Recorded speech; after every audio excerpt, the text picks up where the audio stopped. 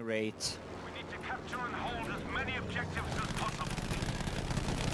Hi guys, it's Mattias, and yes, I've repeatedly got the question if I can make a settings guide and a beginner's guide for flying in Battlefield 5. And I had planned to do so, but I was planning on making that a little bit later. And one of the reasons for that is that there are a few things about flying in Battlefield 5 that I haven't figured out yet that I would like to have in a video such as this. So because this video is a little bit premature, I'm going to follow this video up with at least a few more videos in the near future. Now before we take a look at the settings and before the actual tutorial part of the video begins, let me show you just about a minute and 45 seconds of flying in Battlefield 5. This is from my favorite map, Fjell 652, in a Spitfire MKVA. Oh baby, a triple! A quadruple!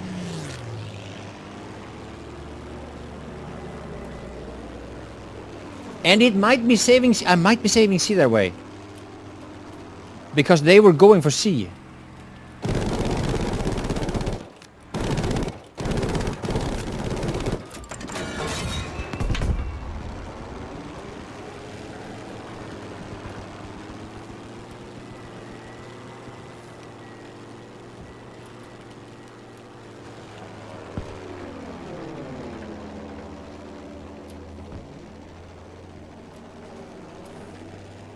We now control enough objectives to sway the outcome of this battle.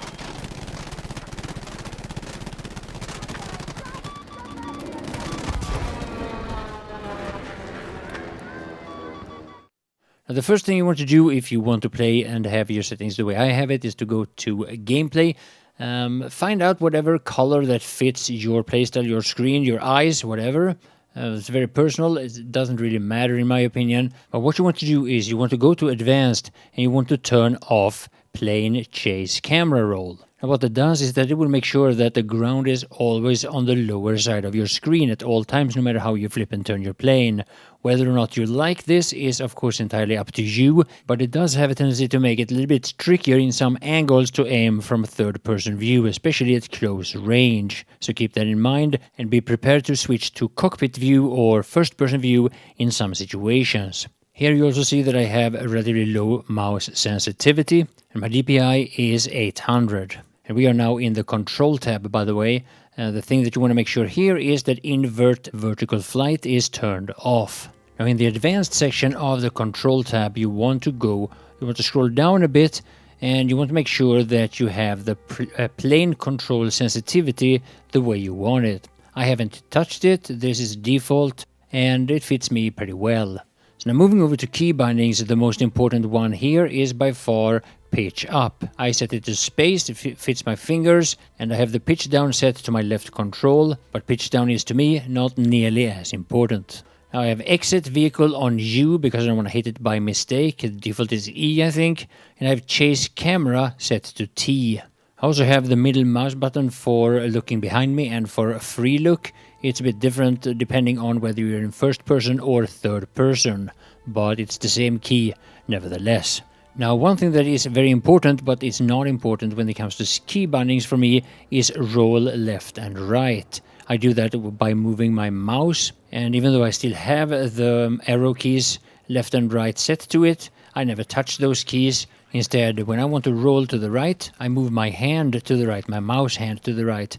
When I want to roll to the left, that means I move my hand to the left. So if I would describe this basic maneuver after I repair, so what I do is that I move my hand to the right until I find this angle while holding in space, and now I just keep my mouse steady until I want to flatten the plane out again by moving my mouse hand to the left. So here we have it again. I encounter this plane, I quickly turn my hand to the left in order to make this roll, and then I need to roll back to the right by moving my mouse hand to the right, and I'm behind the plane and I can launch these missiles and finish them off with a few bullets from the machine gun. Whoa. Now when I'm in third-person view, which I am most of the time, by hitting the middle mouse key, I can look straight behind me. If I want to fly straight forward but look to the left or the right, then I first have to press the key T, that puts me in first-person view, and then I just move my mouse to the left or right, wherever I want to look, while holding in the middle mouse button. Here you see again, I'll make some of these basic maneuvers that I've just explained. I realized there are 2 enemies here. Actually, I just see one, but one of them is a bonus. Now I want to see what's on my left side, so I go into the cockpit view or first-person view. Holding in the mouse 3 allows me here to look to the left without turning the plane. Now, one of the things that's going to play a very important role in your success to take down enemy planes is your ability to calculate for where you need to put your aim in order for your bullets to connect. In some situations, all you need to do is put your aim directly on target or almost directly on target, depending on the distance you are from the enemy plane and at what speed it's moving and with what gun you're shooting. Now, this is recorded before the 4th of December patch. I'm not sure if anything is going to change. But with these upgrades with the German fighters, using the rockets against enemy bombers is normally one of the best ways to finish them off. So now when you see pilots aiming ahead of the target, like you see many times in my videos, it's because we have to calculate for how long it takes for our bullets to reach the plane we're shooting at, and by the time that the bullets reach the plane has already moved forward in the direction where it's going. Now in this case I'm getting closer and closer, and it means that I can put my aim closer and closer to the actual model of the plane. Eventually I can put it directly on the plane. That is for as long as I use these guns. The moment I switch to these much slower rockets, I have to again increase how much I'm leading. So now when it comes to leading, or this calculated way of aiming, that's something that I'm going to show you quite a number of examples of in this video. But what a lot of people have also asked me about is about the dogfighting, and I have to say this is one of the reasons why I wanted to wait a little bit with this video originally, because honestly I haven't figured it out yet. And you will see a couple of examples of dogfighting here, and I do know a couple of tricks from Battlefield 1. Sometimes they work in Battlefield 5, sometimes they don't. And you can see for yourself if it seems like a good idea to use them or not. Here I'm up against the Spitfire, the MKVA. It has the 8x.303 guns, and I decided to make a quick left turn there and start repairing while flying upside down. I was hoping that this was going to be unpredictable enough so that I would get that one repair off. My opponent kept circling and now he's lost me. I'm behind him and I switched to the rockets to finish him off.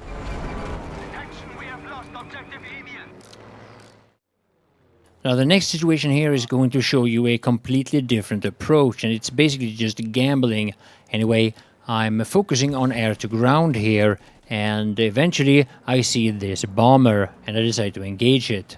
Now while engaging this bomber I realize that I'm being attacked by an enemy fighter, but instead of taking the wise decision and focusing on the fighter, meaning engaging in the dogfight right away, I really want to finish this bomber off, which I do, but of course that gives this Spitfire a few easy shots on me. He's straight behind me and he clearly has the advantage. So I just simply take a gamble in stalling.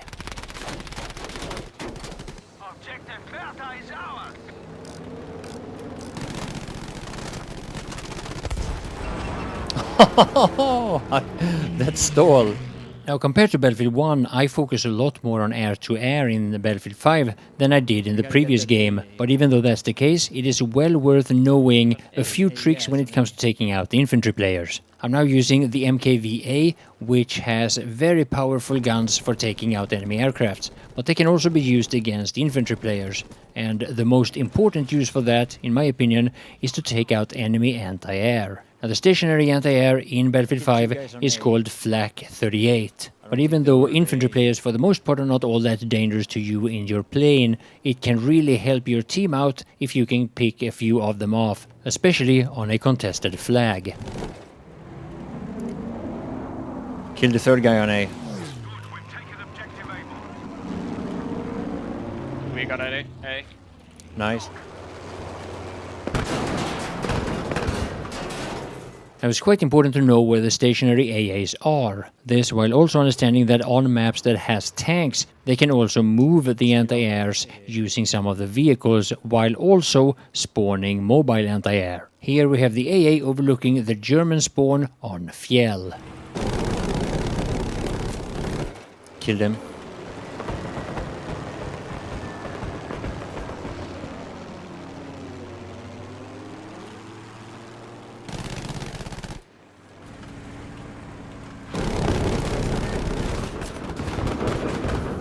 Kill the AA. I killed it. So in this video, I'm not going to talk too much about the different plane models or their upgrades, even though at the very end of the video, you'll see what upgrades I'm using on my planes as of now. Now, the reason why I don't want to talk too much about it is because I don't believe that what we see now is going to remain all that long. By the time that you're watching this video, many of the things that you see here may have already changed. However, during the time that this footage was recorded, the best fighter for air-to-ground was without a doubt the German G6. Equipped with the explosive ammo and the wing-mounted rockets, it is unmatched by the other planes for this purpose. You can of course change both this plane and all the other planes in its multi-roles, and I'm going to cover that more once we see what happens in the patch the 4th of December.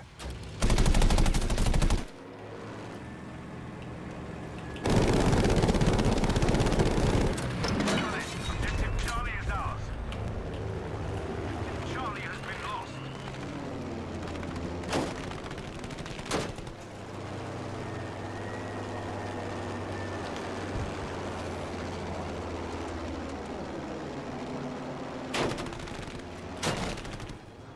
Now, when it comes to dogfighting, I am hoping that I will figure out more about it as we all keep flying more and as we all keep learning more. But for now, I'm just going to show you a few examples here, and hopefully it will be at least to some degree entertaining to watch. I'm also going to show you a few more examples of leading, because I think that is one of the most essential things that at least a new or mediocre pilot has to learn in order to increase their success against other pilots. I hope this video has been helpful, and keep in mind there is more like this coming as I learn more about it. I'll show you the specializations I have at the end of the video. My name is Matthias, and I want to thank you all for watching.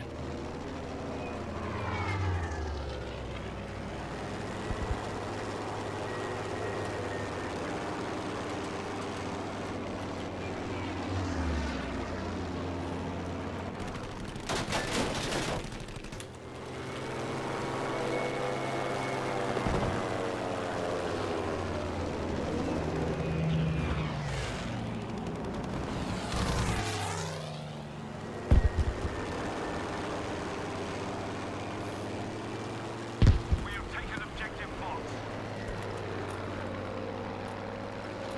Objective Tesa is ours.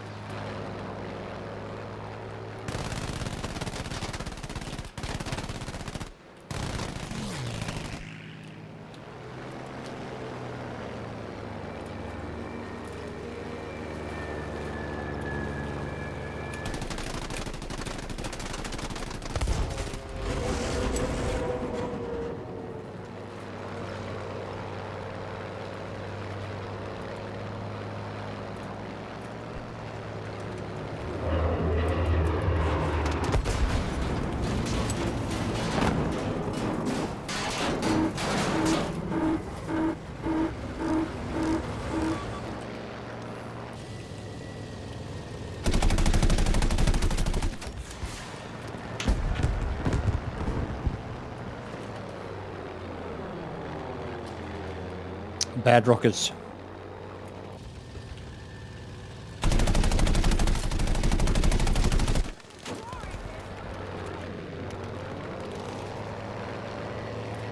Well done, we have taken objective Emil.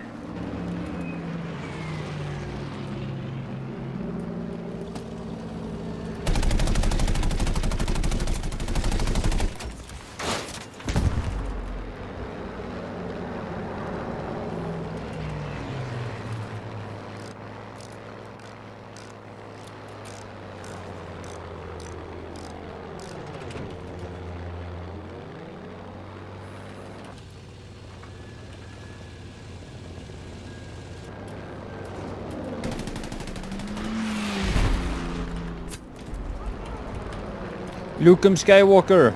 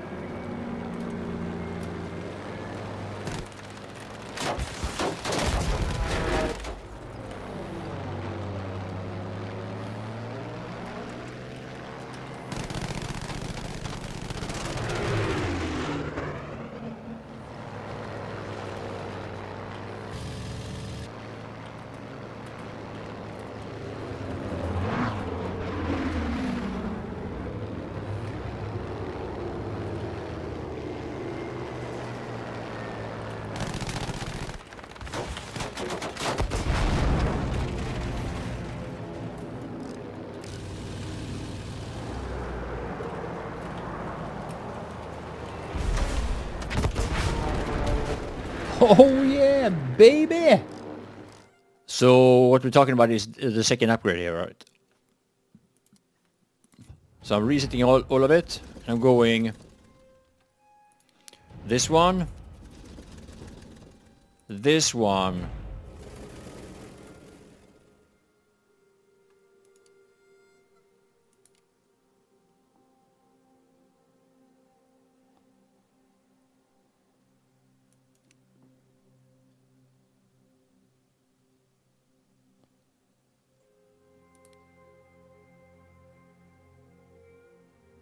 I want the I want the air radar, but it's tempting to go that way too. These ones are not that good, you know. If you could skip that one and have it more durable, I probably would have.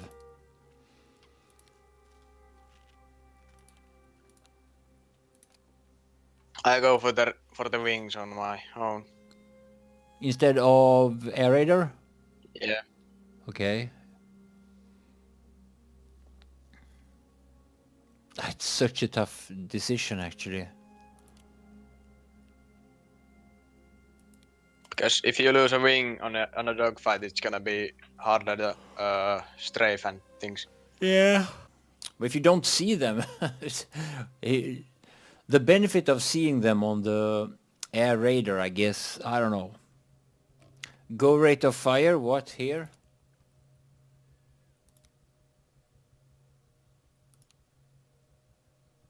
Oh, is rate of fire better than the increased, is it better than the 50 cal? 50 cal is useless, okay. Yeah, there's something about it that isn't good. Okay, rate of fire. What about these ones? But then I can't get to the rockets.